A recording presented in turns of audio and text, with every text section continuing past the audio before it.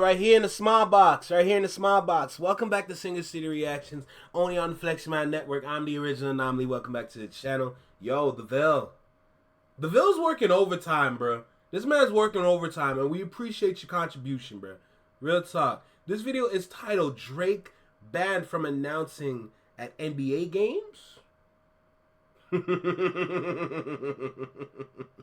Look what you did to yourself. All this spiraling is ruining your brand. This is what I've been talking about this whole time when it comes to protecting your brand and the importance of your brand. These kind of movements, these kind of like, what's it called? Problems that you're putting yourself into, it makes it worse. Look at the beginning of Euphoria, that one whole minute of just Kendrick just calmly talking to Drake. Your superpowers getting neutralized. You can only watch inside. Like, bro, like, you have to understand, like, you're easy to read. You're like a Dr. Seuss book. Like, yo, straight phonics, easy, light work. You know what I'm saying? Like, it's just, I find it incredible. Like, he continues to dig a hole for himself, and instead of climbing out the hole, he's gonna keep digging. Like, bro, at some point, you're gonna burn, bro. Like, yo, start climbing. You look weird. Like, there's no ifs, ands, or buts anymore. It's embarrassing, bro. Look what you were and look at you now. Tragic, but look, y'all know I like to talk too much. Make sure you like, comment, share, subscribe. Let me know what you think about the video. Drop a comment down below. Let me know what you think about the reaction. And with that being said, let's talk to the Bill for a second, bro. Oh, sorry, the Ville. Let's talk to the Ville for a second, all right? Now, let's go. Talk to me, brother. Talk to me. What's good? What's going on, y'all? Sure, like, leave a like. Subscribe if you haven't done so already. If you'd like to donate to the channel, the Cash App's at the top right corner of the video. But let's get into it, man, because it looks like Drake was banned from announcing at the NBA. And speaking of 30 for 30, right, we have number 30, Steph Curry, talking to Drake, chilling out with Drake, courtside, pre-game, link up, saying what's up to each other. Set the pace in the first quarter. Oh, wow. Drake is in attendance there. We haven't seen him since Kendrick Lamar came out with a couple diss records. that was the announcers, they're going crazy. That's a shot. Yo. You see what happens when you don't try in the fight of your life? This man thought, I'll have another shot at this. There's no other shot. There's no round twos. You can't be pussyfoot and be soft. Stand on business. But you refuse to do it. Now look at you. You're looked at as a clown. Crazy with that one, bro. He really, I did not expect him to say that. Joseph Steph, it's a Drake curse. Get away. Get away, it's the Drake curse. Curry, keep the family away. LeBron, keep the family away. But yeah, this happened. But, you know, another thing. Hey, LeBron, keep the family away. Hey, Curry, keep the family away. This man's not listening. Oh, my God. Oh. It happened after this game. So, we know that the last time that Drake, like the announcer said, we haven't seen this since the diss track. Well, the last time we saw him at an NBA game was the DeMar DeRozan situation. The DeMar DeRozan situation was with the Kings versus the Raptors.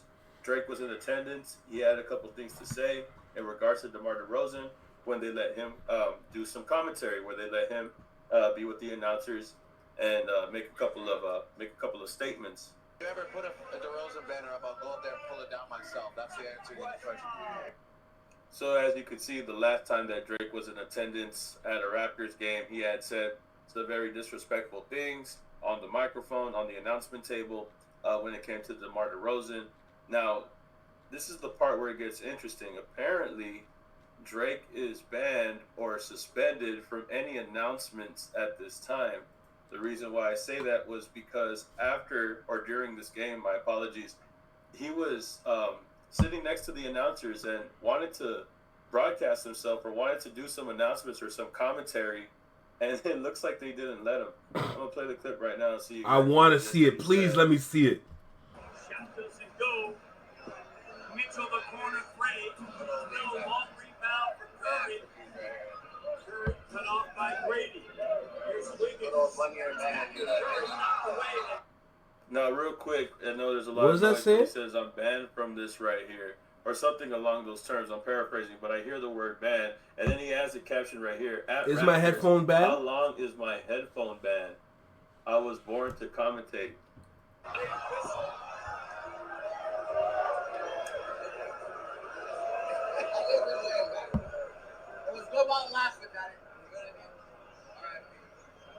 Your own people are turning your back He on ends you. off the story on his Instagram by saying, I'll be back one day. Now we know that this is referring to the time where he had dissed DeMar DeRozan in the game versus the Kings. This was a whole situation that happened last year. And you know, this is the reason why he brings this up this time around when he's at the game next to the announcement table. I guess the Raptors aren't allowing him to get on the commentary, to get on the headphones, whatever the case may be, right? They're not letting him get back on to talk his shit. Because the last time he did it, I don't think it was a good idea. I don't think the NBA thought it was a good idea. And overall, I think the Raptors did ban him. For whatever reason, I can't tell you for sure, but we obviously know it's because of the DeMar DeRozan situation. Now, I don't think it's a good idea to have Drake on there at this time, as petty as he is, as petty as he was with DeMar DeRozan. Even though he was in good spirits at this game, I can't help but to think that he would have thrown some shade had he gone on those headphones. Had he put those headphones on and started to talk with the announcers, I feel like he would have said something crazy about LeBron again, something crazy about Kendrick Lamar, or who knows, maybe another basketball player. Maybe he would have took a shot at Westbrook or DeMar DeRozan again. But for sure, Steph was definitely in his corner, 30 for 30. We see it. But yeah, it looks like the Raptors banned Drake from doing anything with commentary or with the announcers. So y'all tell me how you feel about this situation. I just reported on this story right now. I just saw it when he posted it. So y'all get back to me and tell me how y'all feel about this. Like, comment, subscribe, and I'll see y'all in the next video, man. Peace. Keep it a legend.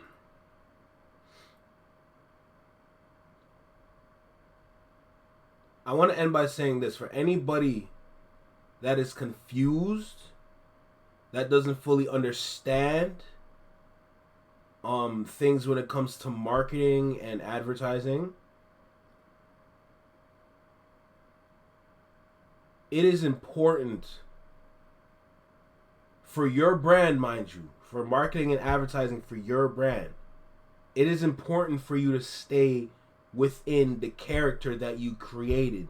That caricature, that person, that persona that you created, it is important for you to stay within that realm. Why? It's plain and simple. When you want to elevate yourself, to put yourself in new rooms, into higher calibers, into bigger tax brackets, Drake is absolutely the perfect example for that. Let's make that clear. He's absolutely the perfect example. In fact, I encourage a lot of artists to kind of research and understand him. Not follow, not copycat, but do your research and find ways how you can incorporate that style of promoting yourself into yourself. You see how Travis Scott does his thing. You see how Chris Brown does his thing. You see how, who else? Anybody from Memphis, how they do their thing. Key Glock, for example. You know, Boss Man D-Lo. You see how they do their thing? They're staying within the character that created. Cool. Next, let's talk about how it is important to remain in that character. Why? And it's simple. Because if you step outside of that character and become something that's not a part of the brand or not part of the plan, now you're looked at as a little weird. There's something going on here. There's something off, in a sense. Now we're at a point where it's just like, what happened? What's going on? Now here's the reason why Drake failed himself, and it was the rap beef that ruined it. No, you can't say nothing else did it. Okay? You decided to rush the victory. You You decided to rush your victory against an opponent that is skilled in his craft, and the world knows it. Meek Mill is different from Kendrick. Pusha T is different from Kendrick. Meek Mill is Meek Mill because of just how he came into the game. Cool. Pusha T is Pusha T because of what he did and then what he does in the game. Cool. Kendrick came into the game solidifying himself from day one. From the rapping capabilities, the penmanship, the talent and performance, the diction in his voice, how he speaks. Like, it's monstrous. And it was immediately recognized throughout LA and slowly throughout California. And then as he elevated himself and focused and honed in on his craft, the world started to know who this was. By the time Damn came around, he was solidified as that rapper that nobody can touch. Mr. Morale and the Big Steppers came around. That solidified that even though he went away and disappeared, he's still that guy that nobody can touch. Fact. So now you're stepping into the ring with an individual that knows the importance of his rapping capabilities, knows the importance of culture, knows the importance of beef, of rap beef. And then you have Drake. Someone that is confused with himself. I will continue to reference Euphoria, the beginning part, the first minute. The superpowers getting neutralized. I can only watch in silence. The famous actor we once knew is looking paranoid, now he's spiraling. You're looking like a degenerate, heavy antics, you feeling distasteful. I calculate that you're calculated. I can even predict your angle. Fabricating stories about the family front because you heard Mr. Morale. You know what I'm saying? Like, you can be easily predicted. Like, your movements are, you know what I'm saying? Like, let me break it down for you from this point on, because now we're at a point where it's like, I keep saying that he's predictable, but why? Why? Remember when I set up that thing about elevation? He might have elevated to the top of the stairs, but then he decided to climb down the stairs. And as he climbed down those stairs and every step that he took, it got easier and easier and easier and easier to see the play and to understand the actions. It's not difficult to understand. It's very easy. And all it takes is some research. The thing is, people today, because of the microwave era that we live in, people today are not doing that research. Which is why people sit there and try to figure out, why can't we make tracks better than him? Or why is it so hard to topple this guy? Why is it so hard to challenge this? Because you're not doing your research. When Pusha T did his research, it worked. Problem is, he wasn't that guy. He was the right one, but the wrong person to do it. It's like he had the perfect message, but the messenger was not the right person. Kendrick is the right person. Why? Did it start with the beef, going back to the Control verse? Absolutely. And then Drake not understanding the importance of hip-hop rap culture and competitiveness within hip-hop. That's definitely where it started. Because now you understand that this guy doesn't know what the culture means, or he doesn't understand the importance of culture. And as he elevates, he's elevating throughout his own style of music, but away from culture. Now you have guys like Djakademiks that believe in this dude, that believe in that maybe you don't need the culture to be successful. When in reality, you're still walking on the path of culture, but you're not understanding the importance of it. I'm rambling, I know, but I'm going to end it just now, I promise.